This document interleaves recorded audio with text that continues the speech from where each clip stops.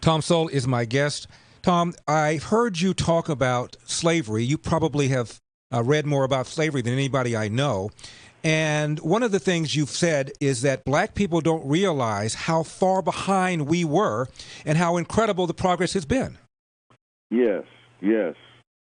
That the school that you mentioned, Dunbar, that same school, although it hadn't been named Dunbar yet, in 1899, there were four academic high schools in Washington, D.C., 3 white, 1 black. And when they gave them the same test, the black high school came in ahead of 2 out of the 3 white high schools. Mm-hmm. This is 1899. This is one generation out of slavery. And now, more than 100 years after that, we're still using the legacy of slavery argument as an excuse for bad education.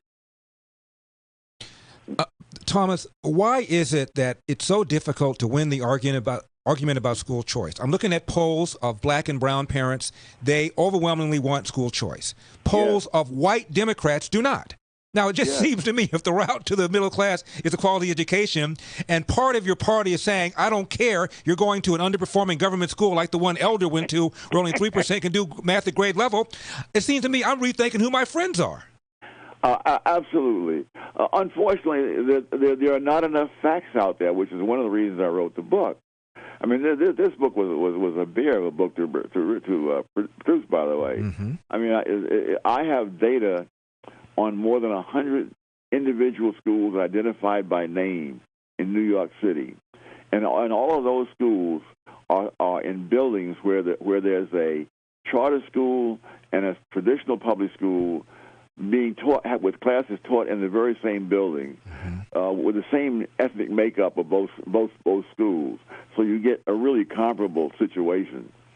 And that's when I discovered that the charter schools were outdoing the traditional public schools in the same building.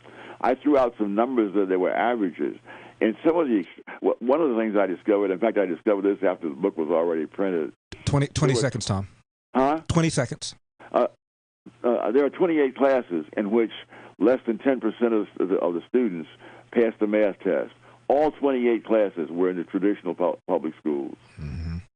Thomas Sowell is my guest, and I understand that there are 13 high schools in Baltimore where 0% of kids can do math at grade level, and 5 or 6 where 1% can. That's almost half of the Baltimore schools. My guest is Thomas Sowell. He and I will be taking your calls when we come back, 888-971-SAGE. Larry Elder, all true, all devastating.